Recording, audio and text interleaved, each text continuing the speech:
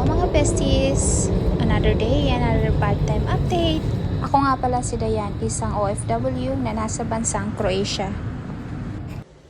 Hi! Bago ang lahat, kaway-kaway muna dyan sa mga nakarelate.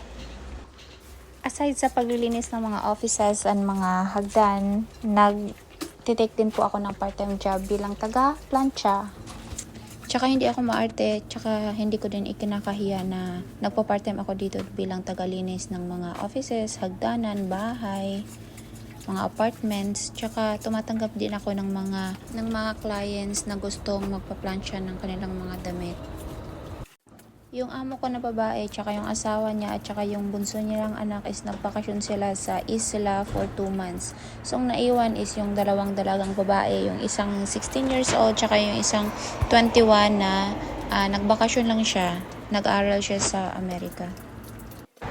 By the way, yung mama nga pala nila, yung amo ko na babae, is very down to earth siya.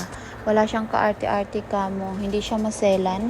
And then, tinitreat niya talaga yung mga nagpa-part-time sa kanya like family. Kasi sabi niya, gusto niyang i-treat yung mga empleyado niya kung paano niya gustong i-treat siya.